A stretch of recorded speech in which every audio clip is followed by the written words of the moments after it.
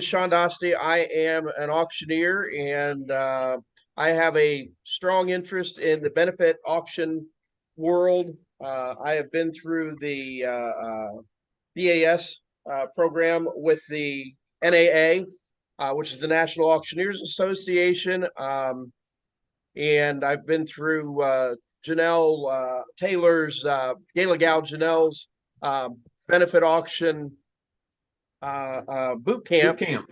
and I do a few strong level benefits, but I am nowhere near as proficient or experienced as the gentleman that I'm going to introduce to you. I met Tony at, I can't remember if it was Louisville or if it was at Addison. Were you at both? New Orleans.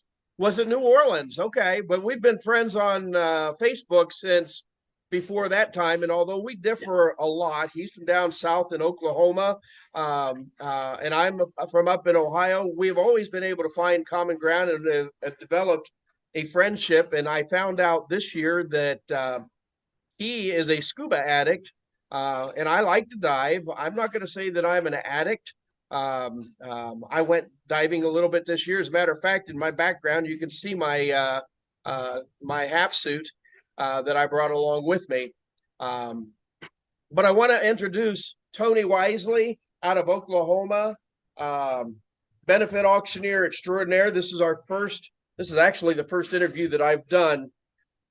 And ideally, I'd like to do a series that is good for nonprofit organizations that might have questions and want to know where to go to get information and to hire a professional, and also to newer auctioneers that have an interest in the benefit industry. And with that, I'm going to turn it over to you, Tony. Tell us about yourself, your background. When I got out of college, Sean, I'm an educator by training. I was an ag teacher when I got out of college, I don't know, 30 years ago, whenever that was. Spent some time as an ag teacher, spent some time as an extension 4-H agent, and then moved into an ag agent's position, if you're familiar with the university extension system. So did that for a while. I spent a short stint, about 10, 12 years, as a vice president of a local bank. And then after that, moved into my own auction and real estate company that I started. I took a week's vacation from the bank, didn't tell anybody where I was going, went to auction school. And a few years later, when I quit what many would consider a pretty decent job at a local bank, I kind of thought I was crazy. And those two things maybe aren't mutually exclusive, but I've been out on my own ever since. And 2008, I believe, is when I opened up my own auction company. A couple of years later, started to focus on benefits and found my niche. And that's just a segment of the industry that I'm passionate about and enjoy very much, and love doing and helping organizations fund their mission. So that's a little bit about my background. That is absolutely fabulous. I appreciate you sitting down to an impromptu type of interview with me, and with your wealth of experience, it is so much appreciated. So I'm curious. What are some of the things? I mean, we're speaking right now from about, I'm going to guess it's 8,800 miles from Detroit to where I am sitting. So I'm guessing it's about 8,000 miles. And I am talking to you. It is 9:08 p.m. there. It is 10:08 a.m. here. Thus, the lightness and the darkness. But technology has come a long way. COVID hit us all pretty starkly and kind of changed the world of benefits. Now, mine, which weren't very many, all canceled. So I lost that income. I went to work at Amazon. I now drive truck, and I also do my benefit auctions, but I want to build that business. What have you seen that has impacted the benefit auction industry as a whole, as far as nonprofits and auctioneers? You're exactly right, because maybe 2 years prior to COVID, I had began to focus 100%. I mean, I'm a real estate license, I'm a broker, and I do some other things. But about 2 years before COVID, I've made the decision. Hey, this is the focus. This is how I'm going to make my living. And I got real excited with myself. The fact that I was making a living, about 95% of my income came from benefits, and was really enjoying that. And then, like you said, wham, here comes COVID, and turned the world on its head for a lot of different reasons. You can probably see a little bit of reflection in a few of the things on the wall there. I do have studio lights on boom arms that come out. I've got a green screen that rolls down. And, when the world shut down for a little while, everybody thought, oh, hey, we got to retool. And I did do a number of virtual events and a few hybrids. Was one of the first auctioneers to do a virtual event with event.gives, who now I use a lot, even though they're really good in the virtual and hybrid world. They have a good fit for just an in-person. But what I've found, obviously for 12 months, 18 months, a lot of the benefit business in person obviously changed. But then after that, it didn't take long. And you and I could have that conversation, but we'll do most of that offline. But different parts of the country had different philosophies and thought processes on how things should be handled. And here in the flyover part of America, we opened up probably a lot quicker than the rest of the country did, and kind of started getting back to the new normal. So for a good year now, we've been doing live events and went to that. And what we saw was people want to get together. We're a little bit like sheep, and we're gregarious. We want to be around other people, and we want to get out and go to the party and talk to people. And that has quickly gotten us to the point where now those folks that thought, oh, hybrid is the new thing and virtual is the way to go, we won't need to be in person anymore. I think even some names that you and I could talk about, mention, we know who they are across the country, thought, oh, this is going to be how it's done. And people want to get back together. So that's kind of fading to the background. I don't think the hybrids are going to be that popular, because you're really producing two events. You're producing the online event, and you're It's a producing. shame for me being 9,000 miles away, because it would be great for me to be able to do hybrids from over here. Right. But I think you're right. I think you're 100%. Beam you into the room. But at the end of the day, people are ready to put that behind them, and they're getting back in the room. And there's a few places where the hybrid has a fit, and they're for whatever reason, but that really is the minority. It pretty much is live and in person, back to normal. It for me anyway, and I think a lot of the country's getting there. The other thing that's really interesting about that whole thing we went through, and we are, and not that it's completely over, but we're pretty much on the we've We're come on the out of the backside. I don't think there's any doubt.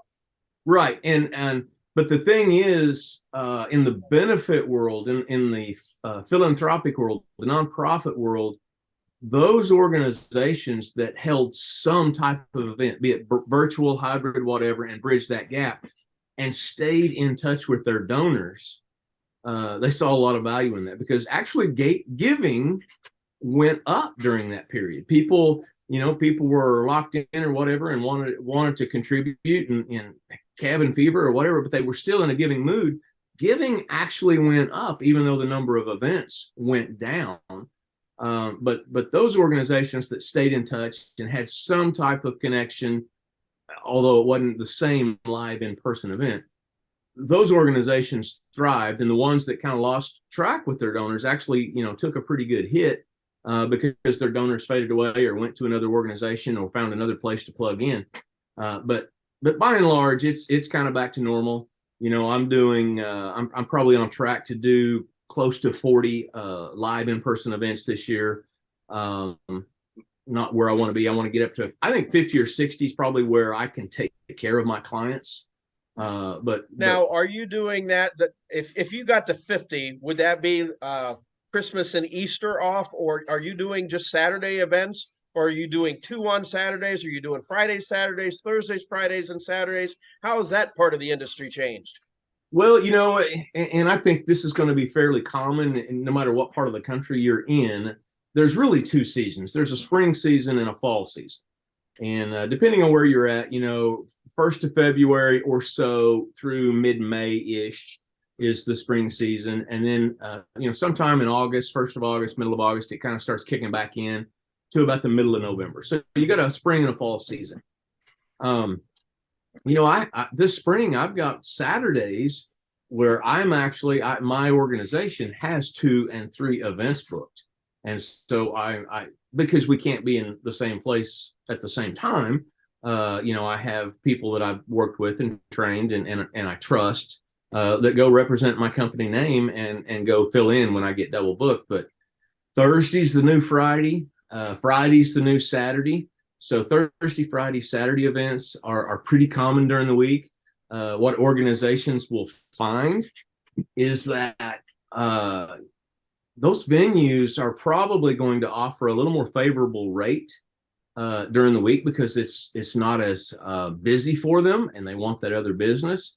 So I'm seeing a lot of events on Thursday nights.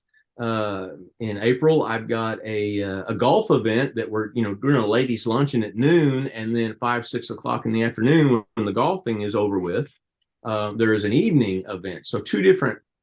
Now, are you selling the Calcutta, or are they having a fundraising event in the middle of a golf tournament?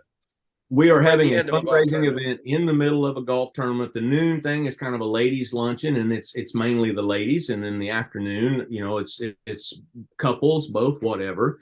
And we will be selling the typical gala type items, a smaller number, probably 5 to 7 at each one of them, and then doing the fund to need, which is by and large the largest component of a fundraising event now when they're done correctly. And even some events are going to just doing fund to needs alone and not doing a live auction. Now, you and I, as live auctioneers, that's not something that we get incredibly excited about because we like to do that live bid calling. Absolutely. But at the same time, when you have a mission-centered event and when you put the mission in front of them, and you put them in a philanthropic mode of giving, the live ask, the fund to cause, fund to need, there's 20 different things we could call it. It's the most productive part of the evening. Let's do a teaching moment for nonprofits. Before even asking a question, you mentioned something about a small amount of items, 5 to 7. Which is typically what I do, maybe up to 10 or 12. But I remember when I went through BAS, and this was 10 years ago when Lance Walker was teaching it, and he did his schools, and I looked at some of these catalogs, and there's 200 items in there of items that were, and I'm like, how has that changed? Or if I guess more specifically, if a nonprofit is setting it up and they really have no idea what they're doing, or if they're just going along and they want to change things, how do they pick 10 items or 7 items? Or I did one for Habitat for Humanity. One of my failures, I don't like to talk about it a lot. Nobody likes to talk about their failures, but I was invited, and it was a millennial group. This was about 10 years ago, and their off room, which was the pre-dinner, pre-auction room, was all set up for micro beers, wineries, tasting of all that. Their silent and live auction was all online, was mobile bidding. So there was nobody raising their paddle in the air. Now, the stuff that I had that was handcrafted stuff did well, but they had trips to Orlando. They had trips out west. They had trips skiing. It's like they just threw a dart at a dartboard and said, we want this trip, this trip, this trip, this trip. These are $10,000, $12,000 trips that are not donated, but they are commission-based. Or, you keep the overage. The word's slipping by me. Consignment. consignments, and it's like it was miserable. And then when I got to the fund a need, and it's like I need my angel. Where is the angel in the room that has been blessed that wants to give? And they had strange amounts, $1,832.48. Crickets, because they're all looking down at their mobile bidding device, at their cell phone. I have a feeling most of them were playing Minesweeper or something like that. So for the nonprofit that this is a great fear for them, what are your suggestions there besides hiring a professional? Well, you touched on a wide range of things in that. Love Lance Walker to death, and he was an instructor at one of my, when I attended BAS the first time. Part of that is, and he does more schools, more of the, the kind of, let me call it a smaller school type auction. It's the culture of that event, and part of it might be the part of the country. I do events, I still do one or two a year where we sell 20 to 30 items. Okay. You and I both know that at the gala where we're dressed up in a tux and they're in ball gowns and it's a glitzy, glamorous evening, we're not going to sell 200 items like Lance does. So part of it's a culture thing. Part of it is maybe, some of those schools that he does over time, that's what they do. They come that way. They expect that. But what I think you'll find in that situation, Sean, is those attendees are more in the mindset of transactional giving. And so to begin to touch on where you want to go with this, I work with my clients and I consult on the fact that there's two types of giving at an event. There's transactional giving. I'm giving you X amount of dollars and I'm getting this, a trip or this box of whatever, the baskets.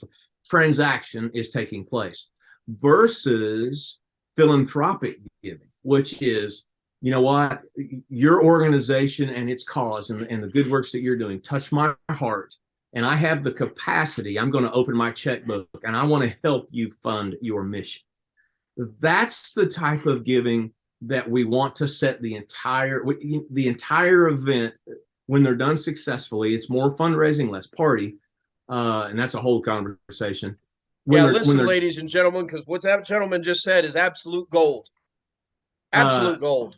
It is. It's the mindset, and obviously there's a difference. Do you want to raise $20,000? Do you want to raise $200,000, or do you want to raise $2 million? Right? And so the basics are the same, the mechanics are the same, but there's different things you do depending on your goal. And so you want to do an event that is mission centered, that speaks to the donors, and set that up to put them in the mindset of philanthropic giving. And so when you have 200 items in a live auction, Sean, this will blow your mind. I don't know what the most silent auction items that was ever anywhere you did an event, but I had an event that I helped a group with one time. The first year that I went to work their event, they had 350 silent auction items. That's a lot. Putting it mildly, that's a lot. Now, they had 500 attendees, but they're still, now if they had 500 attendees, the way we speak of it, that's essentially their couples, most events. So you're looking at 250 checkbooks, right? Sure. 250 purchasing units. They had 350 items. They are fostering an atmosphere of transactional giving. And what we want to do to host a successful event is move away from transactional and talk about and put them in the mindset of philanthropic giving. So that whole thing is how you set up. You call them an angel. I call them a champion. They are whatever they do. You want the organization to put the information out ahead of time and put the mission in the forefront. Tell the great things that we're accomplishing. We're doing that with, I love Kathy Kingston. She talked about the auction wallpaper where you've got the AV rolling during the cocktail hour and it's sharing the story of your organization. And then when we get to the time, the fundraising component, yes, that champion, that angel tells the story, how their life was changed. And then a professional comes in, and I say it a little tongue in cheek, but they show the heartwarming story, touch their hearts, and then we come in and pick pockets, right? Yes.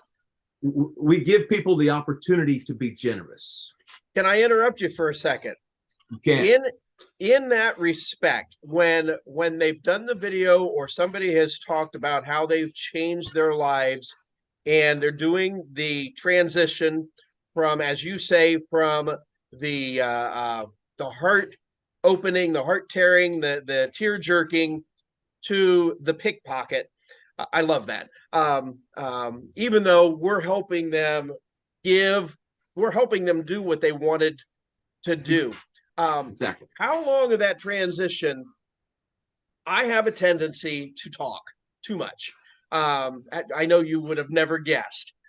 When you transition from that video, how long is it from that time to you ask for your first amount? Do you talk anything at all, or do you go straight into who's my angel, who's my champion? So let's hold that thought, because what I'm going to do is I'm going to back up and start at the beginning. Okay. Sean. So this is, and you're kind of going down the path, and we didn't really talk a lot about the structure of the things we were going to talk on, but I love how you just asked that, because just like organizations, what you've done here is you've asked the wrong question at the wrong time. Okay. So let's back up. We're setting up the mindset of the mission.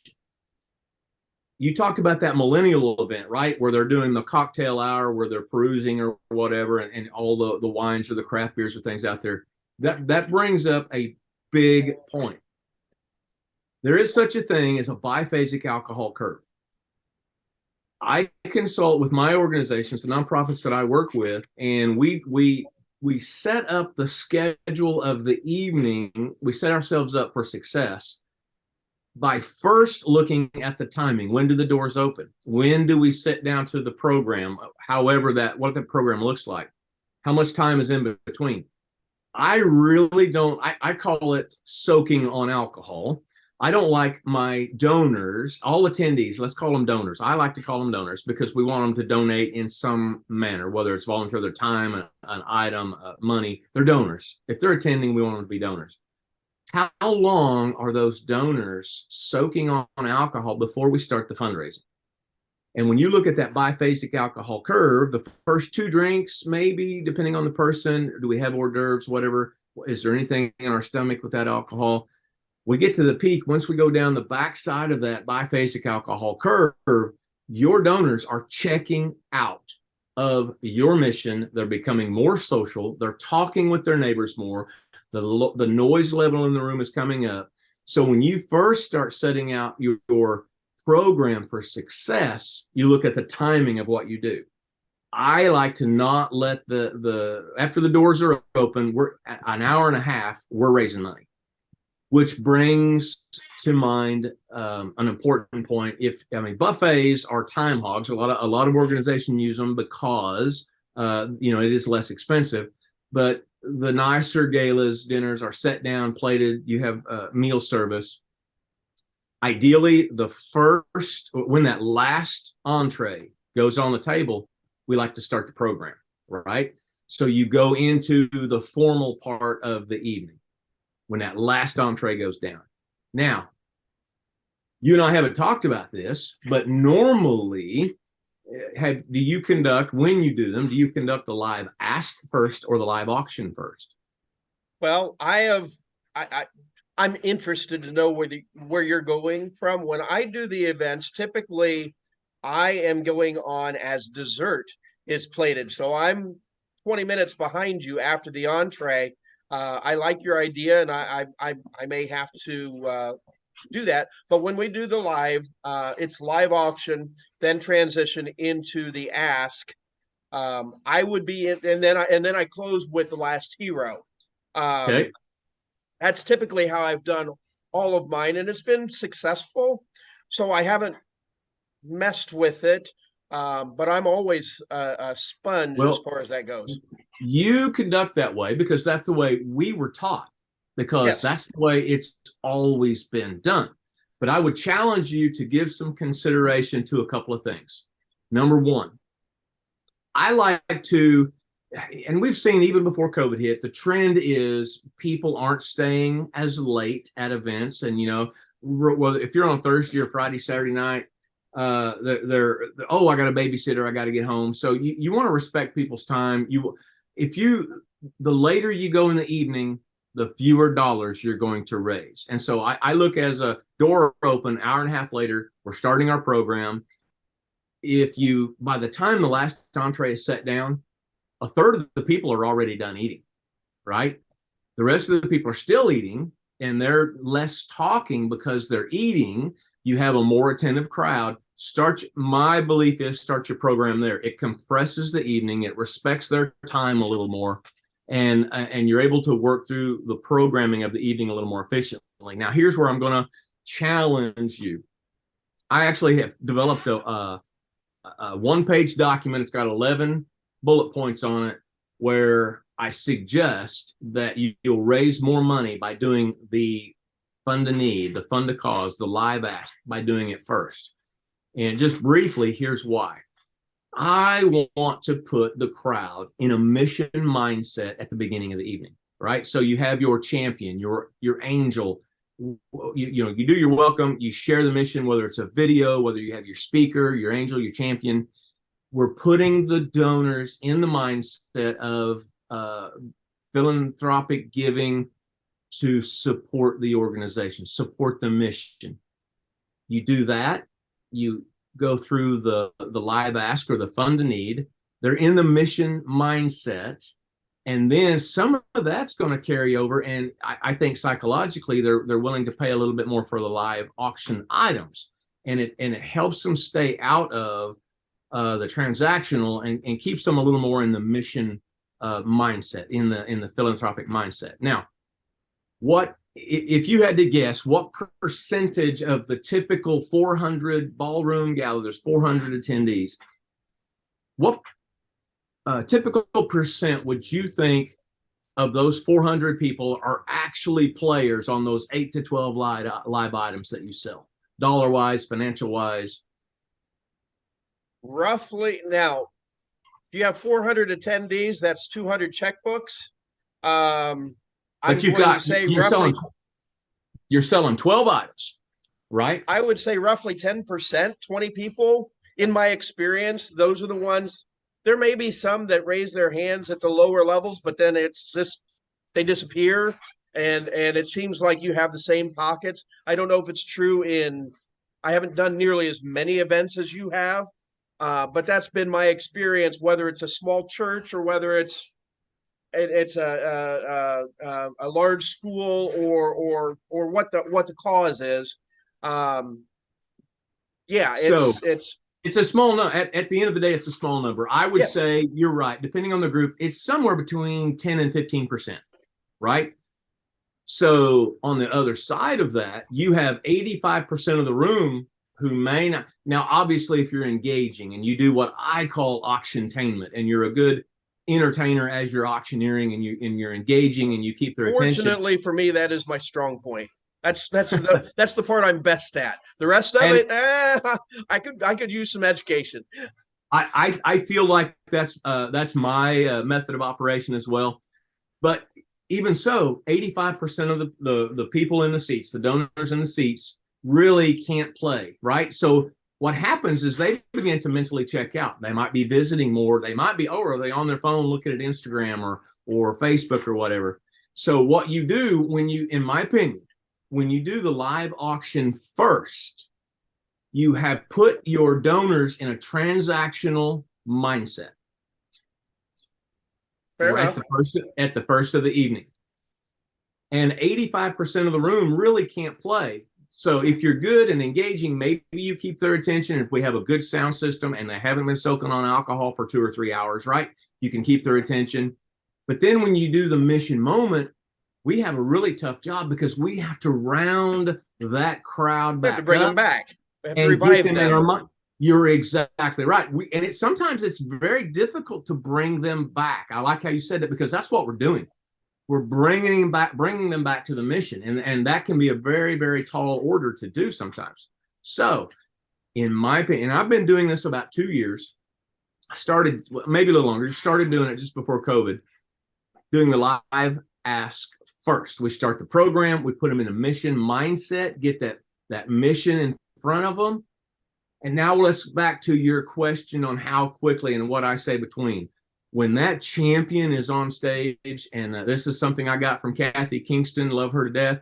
We lost her a few years ago, but if I have that live in person on stage sharing that mission, I'm going to join them. We've talked ahead of time. I want to be right there, elbow to elbow with them. Okay. I'm probably going to come off the stage. It's hard to, you got to nail my shoes to the stage for me to stay on the stage. I've always said that if you want somebody that stands on the stage, you need to hire another auctioneer. I can't do it. I'm not that guy, right? So if I have that donor or that champion, that angel, and they're comfortable, they'll stay with me, shoulder, elbow to elbow, about that distance apart.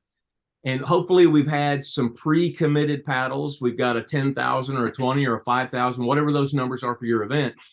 And me and that angel are going to that table. And, if it's planned right, a lot of times you think, oh, we put the high donors up front. That's not always the case. But we go out, we shake their hand, we look them in the eye, we thank them, and we have an emotional connection and really personally thank them in that moment for that donation. And then we're going on. So when that champion speaks, I am immediately, the less we say, the better, because Sean, the more we say, the more we talk, we're taking them out, and that mission, that wonderful experience that the angel has just shared starts to go away, right? So almost instantaneously, when they are done, we step in and we work the crowd. They have set the mission up. We do the live ask. And now we don't, the angel or the champion and I don't walk the entire room and shake everybody's hand, when we're down to the $100. But, certainly that 20,000, that 10,000, 2,500, we're working the room on the floor. Typically is how I like to do it if we're set up. We get the live ask out of the way. I often do the last hero, like you have said. We call it some different things sometime that fit the organization. And then we go into the live auction. And we've started the whole event. We've put them in a mission mindset. Okay, and so we transition. That is fantastic, and I can't wait to try it. Here's not a counterpoint, but here's going to be a fear of auctioneers that have always done it the other way, and the fear of nonprofits that have only seen it done the other way. They're going to say, but if I do all that first, then I do the live auction, what if somebody held back? Is that going to take away from the bidding on that $5,000, $7,000, $10,000 package, or $200,000 package, whatever the size of the organization may be? Or do our donors have bottomless pits, or do we care because we've drained their pockets, which is the main function? Do we, quote unquote, care as much what the transactional packages bring? So I believe, Sean, that you're stuck in a mindset, in a philosophy that I used to hold that changed 3 years ago. Okay. And that is that, you used to hear them say, well, we're going to do the live auction and then we'll pick up the nickels and dimes that are left over. The people that bid and didn't spend anything, well, then they'll give in the live ask and we'll pick that up. In my opinion, completely, it's a myth, and it's a mistaken way to look at it. I am a firm believer that a family has a budget, and there's separate buckets in that budget for their philanthropy. And then there's another line item or bucket, whether it's very formal and they figured it out, or just kind of they're thinking, oh, you know what, we're going to go on vacation this year, and we plan on spending $5,000 for our family vacation. They know as a family, as a buying unit, roughly what their budget is. I am a firm believer. I used to believe it was all in one bucket. I'm a firm believer they have a philanthropic bucket. Just we can afford to give this $10,000. And you know what? If you can write that check and feel good about it and really not miss it in your checking account, if you want to go on that $5,000 family vacation, you're probably going to go anyway. There's separate budget buckets in the family budget. So that 10,000 is not going to affect that vacation experience. They're totally separate line items in the budget. And if you think about it that way, and I firmly believe it, one does not affect the other. I think it's more powerful to keep your donors and start them off the evening in a philanthropic mindset connected to your mission, collect the money first. And then, we don't have to bring them back, as you said, Sean.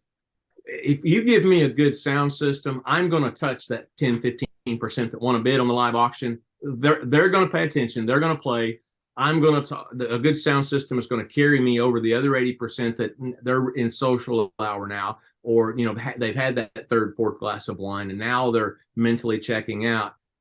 We're going to get the dollars for the live auction items there, but we also, and I'm a firm believer, the live ask when presented and conducted properly is probably going to be a higher dollar amount than your live auction. Now, I'm seeing that over and over and over in lots of places. Just based simply upon having their attention of having everybody that's paid for a ticket. Well, at least their attention, it hasn't waned. Nobody's left the room. Nobody's left the arena. There's a lot of reasons for it, even depending on when you do them, before and after. When it's done, when you seed the clouds, when you reach out to donors and you kind of prime the pump and you get some pre-commit. I could talk 2 hours just on doing a fund a need and the proper way to present it, to prepare it, all of the mechanics of how it's done.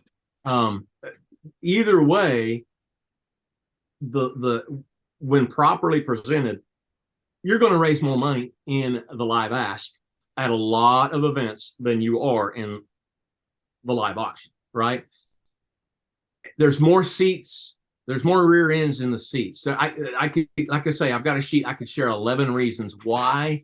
We just go down the bullet points and logistically. Oh, trust me, I'm going to ask for that sheet. I'll buy that sheet. I'm not asking for anything for free. I'll ask for that sheet. I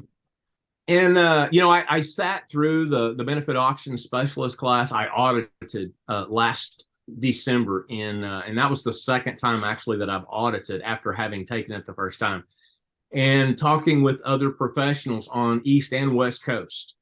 They're seeing the same data. They've gone to doing the live ask first and then doing the live auction, and they 100% believe in it, and that's the way they consult with their clients. That's the way they recommend. That's the way they want to do it. I would just challenge you to think about it. When you look at these 10 or 11 reasons why I like to do it first, it makes sense. Now, I did an event last night, Sean. This is Sunday, right? Yeah, last night, Saturday. It was. I actually saw it online.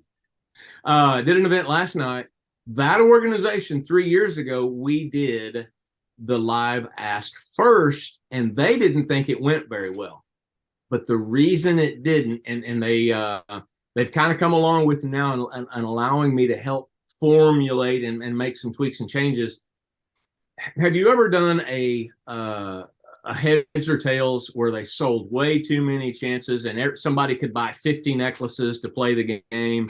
And it just takes forever. Absolutely. Right. And that is a buzzkill. It is absolutely, by the time you get to the end of it, well, that's what this organization had done. They didn't really check with me. It was unlimited, the number of chances you could buy into this heads or tails game. And they did the heads or tails prior to the live ask. And it just decimated the mission atmosphere in the room.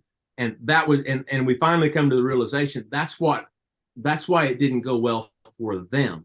And that's why what you do, when you do, in the entire evening matters. But when you look at the 10 or 11 reasons and I'll share that sheet with you, it just makes sense to do it ahead of time, especially if there's an open bar. You know what, I do events for faith-based schools that do not have alcohol. I do them for events that have open bars, for cash bars. The open bar, it flows a little more freely. You have to be aware of that biphasic alcohol curve a little more, but it definitely has an impact. And so just looking at those different, is there alcohol? Is it a cash bar? Is For it an the open bar? nonprofits, drawing on your wealth of experience for the nonprofits, this is strictly for them. The no bar versus they get 2 tickets versus the open bar. Which one affects the philanthropy more, and positively or negatively? Now, I understand that can be quantitative. Baptists aren't going to drink where Catholics are going to. That's the way it is. Well, funny you said. I grew up Baptist, Sean, and a little joke here aside. You know why you take 2 Baptists with you when you go fishing? Because if you take one, they'll drink all the beer. It's right. That's a little humor there. I grew up Baptist. I do a lot of Catholic events. I do a lot of Lutheran events. Both of those organizations, both of those religions have no issue with alcohol at the event, and an event can work very well with a full bar, with a let's call it an open bar, where they're not, it's not ticket, they're not even having to pay whatever. But when that is taking place, you have to be super conscious, aware of that biphasic alcohol curve, and that just makes the timing all that more important, because how long have they smoked on alcohol? Okay, is it a full open bar? Well, let's have hors d'oeuvres. Let's have some finger foods available during that cocktail hour, where people are putting a little something on their stomach to go with it, and it doesn't hit them as fast. So we can work around it, and any one of those 3 situations can be very, very successful. You just have to approach it with that in mind, plan around it, and put your fundraising when it needs to happen.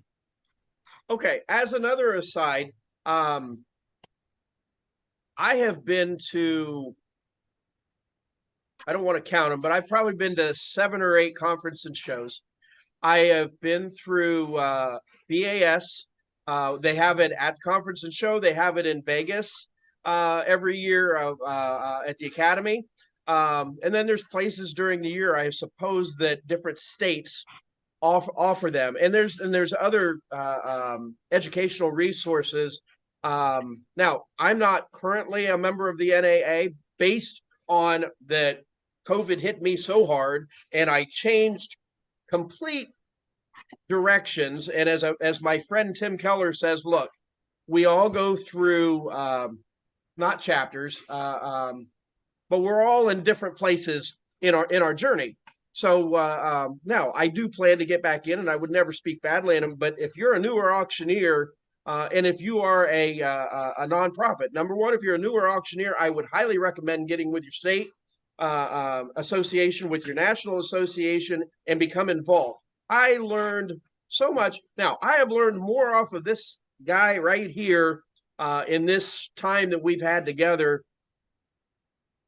I can't say more than what I've done at conference and show, but more than what I've learned off of a single individual at conference and show. But if you like this video and you think that you're learning some gold here, which if you're not, benefits probably aren't in your future. You need to join that, because the conference and shows are this on steroids, with 1,000 auctioneers that all have an interest in what you're doing. And believe it or not, I'm going to say 90% of them have an interest in your success. Yeah, there's politics all over, and people are going to like you, not like you, and things like that. But 90% of the people, probably higher than that, probably 98%, are going to be solidly behind you, in your corner, and you're going to have their names and numbers and things of that nature. Now, I'm going to put you on the spot a little bit here. If you have what is the number one thing that you see that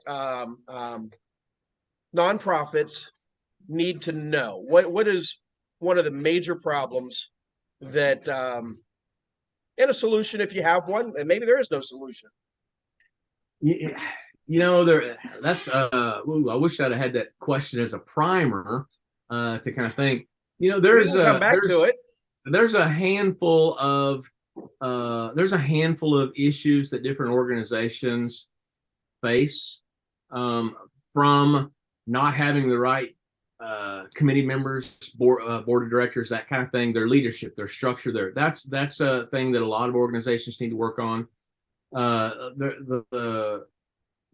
The biggest, when it gets down to special event fundraising, and that's what we do. I mean, there's capital campaign, there's other areas of fundraising, but we are special event fundraisers.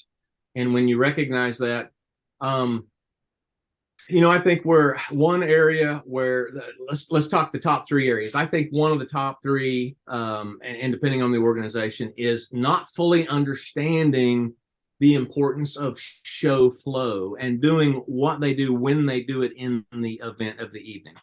I think a lot of organizations miss the mark, maybe partly because, we're throwing a party and not a fundraiser. That could be part of it. But when you do what you do is so critical. They need to prime the pump, the fund a need, fund a cause, live ask, is such an important part of the event that the pump needs to be primed. We need to seed the clouds. We need to reach out to some of those donors and make sure the mission is in front of people ahead of time. That needs to be set up for success. I think that's a deal where a lot of organizations can miss the mark. And then I think a big area, and you probably rarely do you hear anybody talking about this, that special event that night, that gala, that fundraising dinner, benefit, whatever you want to call it, whatever the nature of it is, that is their number one dollar income for the entire year. They're all their eggs are in that basket, right? We depend on this for the lion's share of our funds. They work for 12 months on one night. Right. And they're so focused on that they miss this mark. And I think you need to treat that as a cultivation tool. You need to and this is something I got from Kathy Kingston. She does a deal called meaningful mingling. There's a way that your committee members and your board of directors can, they're not there just to enjoy the evening that night. They're there working for the cause. And when done correctly, and you mingle with the crowd and you ask people the right questions and conversations, you can use that night as a cultivation tool to cultivate future volunteers, future financial donors, future sponsors. Because more and more people are concerned, there's so many different sources where we can check on how efficient an organization is with money. How much of the dollars raised goes to the cause and how much to administration. Donors are very conscious of that. And so they want to know that you're being a good steward of their money. So how you follow up with those donors, how you thank them afterwards, is very critical. It's very important. And so where a lot of organizations miss the mark is, yes, we're raising money that night, but use it as a cultivation tool to talk to new and future donors, new and future volunteers, people that you're bringing into the program. Because a lot of people are testing the water. Yeah, I may give you 500 this year, and I'm going to see how you treat me. I'm going to see how you respond and how you use that donation, those dollars that I give.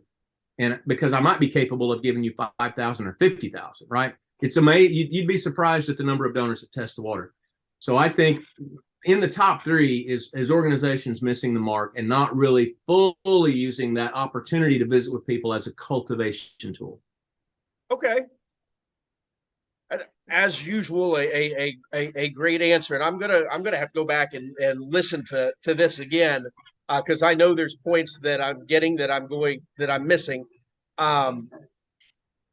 Here's a follow-up or another question that I wanted to get into this interview. Revenue enhancers. What is one revenue enhancer that you would, without giving away too many trade secrets, what is one of your favorite revenue enhancers, whether it be a golden ticket or a golden paddle or the wishboard or something like that, that that we can give away as kind of a freebie that a newbie auctioneer or even an old guy like me, or that a nonprofit could use to raise additional funds besides the silent auction, besides the live auction? What are some of the revenue enhancers, or do you not believe in revenue enhancers? That could be as well. I don't know.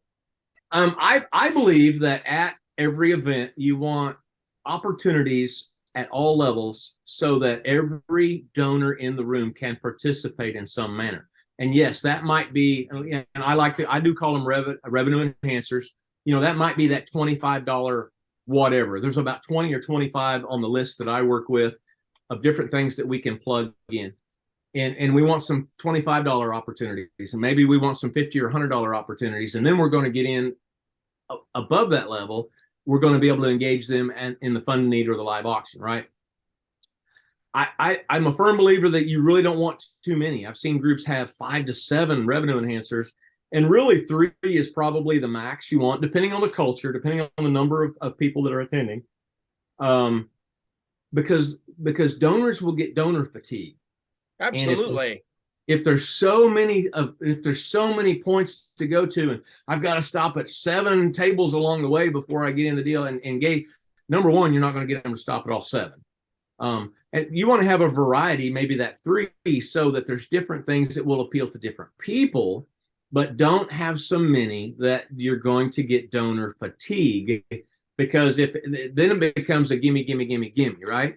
And we don't want them worn out when I'm asking them for 10,000, and they've been nickel and dimed at the $50 and $100 level at that time, and then we're done.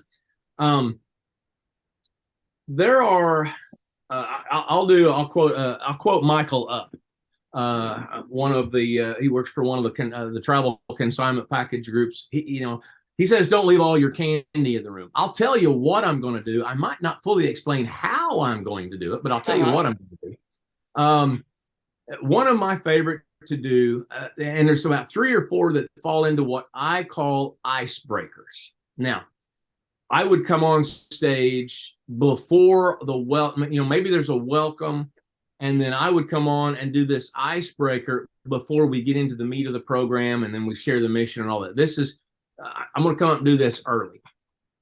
One of them is the centerpiece auction, right? Okay. Are you familiar with the centerpiece auction? I've heard of it, but I want to hear you explain it, because there are going to be people listening that have not a clue, and I want them to have an understanding. So I'll give you an example. Basically, at a centerpiece auction, and I explain this to the organization. Number one, don't tell everybody what we're going to do, because then it's kind of hard to get volunteers. But what I do, I get on the stage, get the microphone, and I ask each table to elect a representative. I call them. We're going to elect a representative. And so everybody, once you have all your representatives elected, stand up. Each table has somebody standing up. Well, then I tell them, okay, I'm going to spend the next minute and train you to be a fundraising auctioneer. So I teach them how to count, 10, 20, 30, 40. We do a tongue twister. It might be Betty Botter or Tommy Autonomous, whatever we do. But I spend about a minute and a half with them, and I train them. All right, boom, you are now a trained fundraising auctioneer. And we set this up ahead of time where we have this centerpiece, and I could talk to you about an hour on centerpieces. You don't want anything above eye level and whatever. But you know what? One thing a lot of organizations they'll get all tons and tons of these gift cards, right? That because of the transactional component of a lot of people, they typically don't bring full value. So what we do is we package these.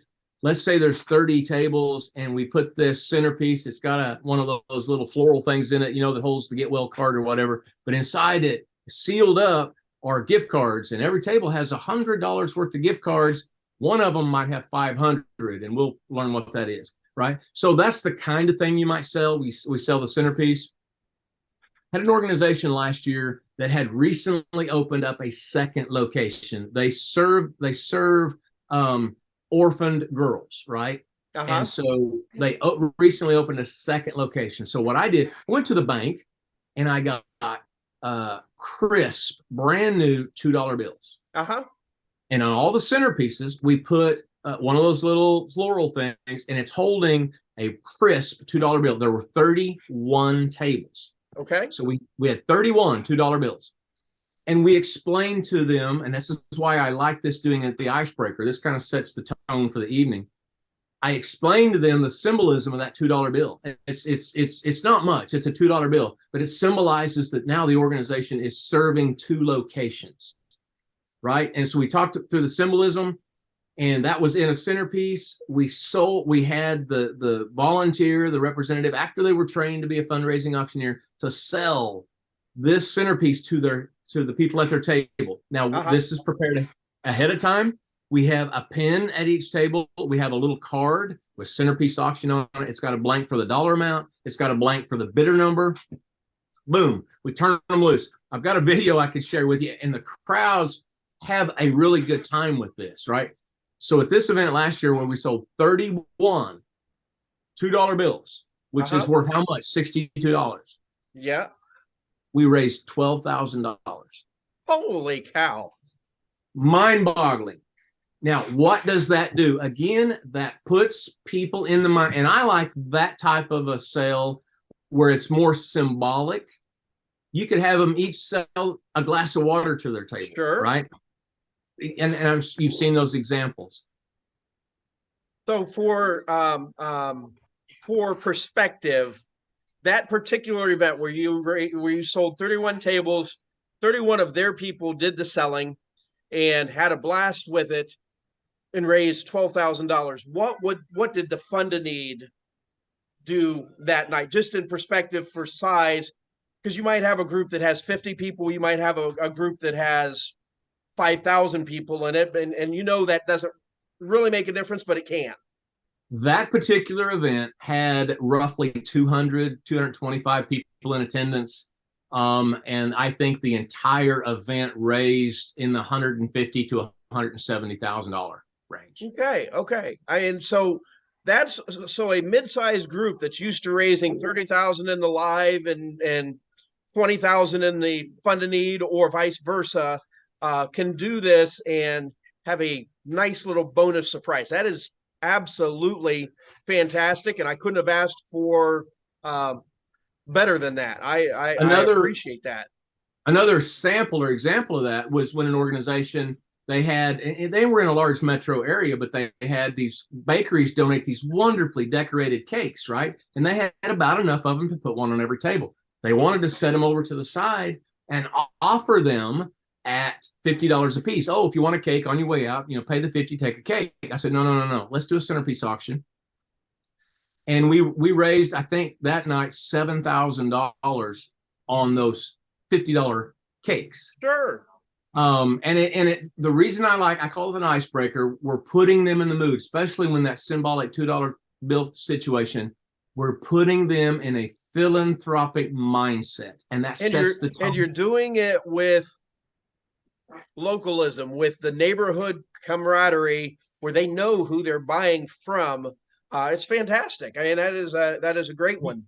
They're having a good time, but you're also getting them emotionally invested in your cause at that time. So I like it because it sets the tone. Okay. Now I'd like to ask you a question for the people that want to break into this industry, for the newest auctioneer that has no idea that this exists, for the auctioneer that has always donated their time. And yes, I threw a wrench in there, because I don't care if somebody wants to do what we do for free. That's great. I hope they're trained to do it, but a lot of people do free events, and I have no issue with it. Depends on the size, and we've all gone over that. But for the new guy, how do you break into this industry? And I'm going to use myself as an example. I've been in this for 10 years. Now, I took a break. I've done a lot in real estate. I've done a lot in personal property with some other companies, and I kind of set this on the back burner. But when I decided I wanted to do it full time, it's like getting traction. Now, Janelle has told me, Sean, in Columbus, Ohio, I live an hour east of Columbus. I live an hour and a half south of Cleveland. There are benefits near me. She says in Columbus, Ohio, there are like 4,800 registered nonprofits. A certain percentage of them do benefits. The easiest way for you to find business is to pick up the phone. Well, I've been in sales for 40 years. I hate the telephone. I'd much rather do this where it's on video. I don't think I would have called you and had an hour long or an hour and a half long interview with you over the telephone, because I would pick up the phone and do it. Now, if you called me, different story. I'll talk your ear off, as you can tell. So for a new person, how do they break into this industry? What is the easiest way for them to go from 2 events to 10 events to 20 events to where you want to be at 50 events? Well, you know, the number one thing, and bless the heart of those folks, those people that want to do it for free. You know, they're not doing what we do. There's a difference between showing up and calling bids, and what I do, which is consult with a client 6, 8, 10 months out, and help shape the timeline, the show flow, put the items in order, and do, you know, the whole gamut of what we do. There's a difference. The first thing that I would say, Sean, is if you want to charge for what we do, you better get an education and be in a position to bring value to the organization. You know, a lot of those, and I'm stereotyping here, because when I say a lot, I'm saying there's a number of those people that do donate their time that really aren't doing the organization a whole lot of favor, because they don't consult, they don't help in any way. They show up and they call bids, right? That's different than what we do. If they want to donate that, that's fine. And I get some people do that, and as a way to give back to the community. I mean, there's a handful that I do here locally for free. And the truth is, I lost an event once because they had a parishioner that was an auctioneer. Now, I've never been to an auction where there's an auctioneer in the crowd that they haven't come up to me and said, "Hey, I'm an auctioneer too." I didn't meet the guy. So, but anyhow, they went with somebody cheaper, or they went with a freebie. I thought they were gone forever. The following year, I had a phone call back and they said, "I don't care what your price is. Our parishioners said we want him back." So I understand that completely. First thing you have to do is you have to have, you need to know what you're doing and be able to bring value. If I can get a face-to-face meeting with an organization, I'm gonna communicate and tell you enough of what we're going to do that you're going to be in. I mean, if I can have that face-to-face, I'm probably going to sign 80-85% of the groups that I sit in front of. You know what? I lose groups that are price shopping, and that's their main thing. But when they're doing that, they're really not understanding the value that a trained fundraising professional brings to the table. Now, if you want to be that person, that's what you're asking. If you want to be that person, put yourself in a position to know what you're doing and offer value. Yes, join your state association, join the national association. You know, I'm a member, I think right now, of 9 or 10 state associations. Not all state associations teach a lot of benefits, but you're going to make contacts and you're going to network with people that do. The NAA, like you said, Benefit Summit that you didn't mention, because you talked about the benefit specialist class. I've been to, I think, 6 of their summits. We've had 11 or 12 of them now. Janelle's boot camp. There are a lot of different ways out there for you to gain the knowledge. If you can find somebody, and this is where I'm at, Sean. I told you there's those nights where I've got 2 and 3 events. I have right now 2 people that I've trained up and are that use my system, that believe in fundraising kind of the way that we do, and we're plugging them in. So if you have an opportunity and you can mentor under someone, that is an excellent way. At the end of the day, you don't know what you don't know. And so you need to get out there and join an association, go to some of those trainings like you're talking about with the NAA, gain knowledge, and put yourself in a position to bring value to the organization. If you want to charge $100, $1,000, $5,000, whatever you think you're worth, be able to impact the bottom line and the fundraising of that organization. Be in a position to do them a favor and help them raise money. If you're not doing that, if you're not, at the end of the day, if you're not helping them fund their mission, you're not going to make it. So if you gain that, how do you get experience? Well, you do things. Well, how do you get the opportunity to do things? Well, you're experienced and people ask you, right? It's one of those catch-22s. But get out there and get the education, the foundation, the knowledge. Work the ring with, be a ringman. Work the ring for an accomplished or a successful benefit auctioneer. Learn from them in that manner. Learn and figure out how to do it. But put yourself in a position to bring value and help the organization. If you're not helping the organization make the event better, you probably shouldn't be charging for it. As usual, a great answer. And ladies and gentlemen, I mean, you're listening to somebody that does this for a living and is very good at it, very accomplished. I wish I had as many sequined vests as he does. Right now, I think I have 3. I have one final question. And that question is, when are you coming to the Philippines to dive with me? Not soon enough. This summer, my wife and I are going to go to Mexico. We've got that trip on the books. We are looking at maybe a trip to the Cozumel area, and then maybe one over on the South California side. But I want to get over there and dive those waters with you at some point. So hopefully in the next couple of years we can make that happen. I've had a good friend of mine, Barry Bowen. He's also an auctioneer out of Ohio. He's the one that got me into diving. I got my open water in Lapu-Lapu in Cebu. I got my advanced open water in Palawan, which is Coron, which is shipwreck diving in the Western Visayas. And last year, I dove Malapascua, which is the only place in the world that you can see thresher sharks on a daily basis. So you have that opportunity. Nice. And I am 30 minutes from the ferry to take you over to Malapascua. So I cordially invite you and any other diver that wants to come out when I'm over here. I am out of questions. And so in closing, is there anything that I've missed? Is there anything that I may have asked you pre-interview that we haven't spoken with yet? And I'm going to allow you, the master, the maestro, the conductor, to close this out.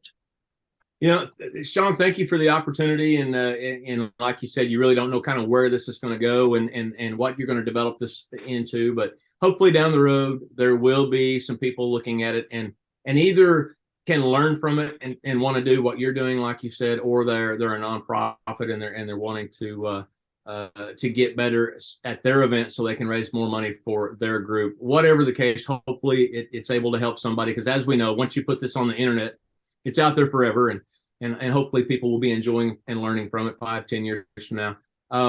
Reach out to a professional. You touched on it earlier. If this is the one night a year when your organization is raising the lion's share of its budget, I don't have one sitting here. My business card is a poker chip. I don't know if you've seen it before, but when I hand it out to people, I say, don't gamble on your fundraising. There's too much riding on it that night. Use a professional that experienced training, whatever way, knows the best practices to help you raise money. Professional fundraising auctioneers are not an expense line item. They don't cost you money. They make you money. And that's just, I'd leave you with that.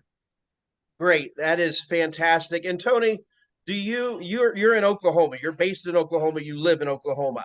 What areas of the country or internationally or the world do you cover as a benefit auctioneer? Have gavel, will travel, as I say. I do live in Oklahoma. Probably 50% of my events are in the Tulsa market, although I do Oklahoma City, other places in Tulsa. I'm licensed in Texas. I'm licensed in Arkansas, licensed in Missouri, Florida, Illinois. I've done events in Chicago, San Antonio. I've got events this year scheduled in Kansas City, in St. Louis, Missouri. I added Pennsylvania to my list last year. I did one in Carlisle, Pennsylvania. There's other, like Oklahoma, it does not require a license. Colorado, for example, I've done some things in the Denver area. No state license, but there's municipal licenses. If that's the one thing that was kind of fun with the virtual, I could work anywhere in the world, right?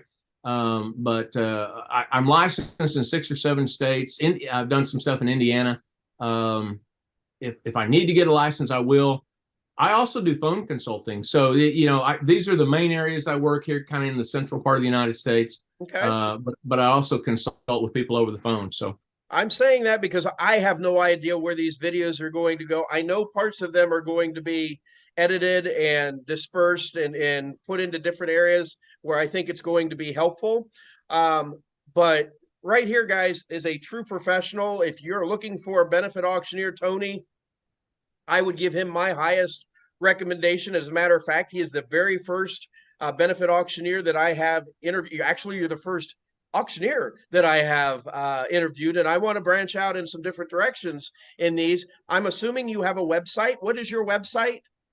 benefitauctioneer.us, not .com. Benefitauctioneer.us is my benefit auction website. And I'm putting a YouTube channel together. Video is king now. And I'm in the process of developing a number of 3 to 5 minute videos that I'm going to be throwing out there over the course of the next 3-4 months. So my goal good. I'll see you on TikTok and I'll see you on YouTube. Not TikTok. I'm not a big fan of TikTok for a number of reasons, but I'm a little worried about the privacy. But YouTube video content, I think, is so important. You know what? When we want to replace whatever widget, and you're always asking whatever, how to do this, how to do that on Facebook. Love watching your questions. You know what? Most people now go to YouTube, and because that's like the #2 search engine. They'll look up how to do it. And so YouTube is our new Encyclopedia Britannica, and I'm showing my age. that's right. It's because they don't print the books anymore. They're on the internet and in video format.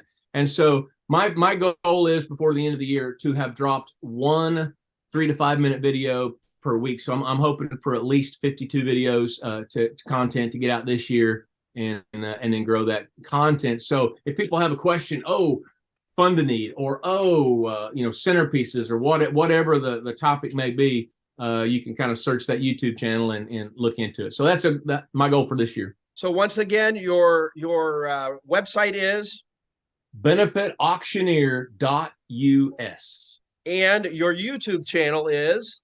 Well, you'll be along the same lines. Okay, I think it's already out there. And I am Sean Dostie. I am the charity ambassador, and I want to thank Tony for being my guest, and thank you all that will be watching in the future. And I wish you the very best. Live from Bakawan, Danbantayan, Cebu, the Philippines, and from Oklahoma, from the Tulsa area, we bid you good day. Thank you, Sean. Thank you, Tony.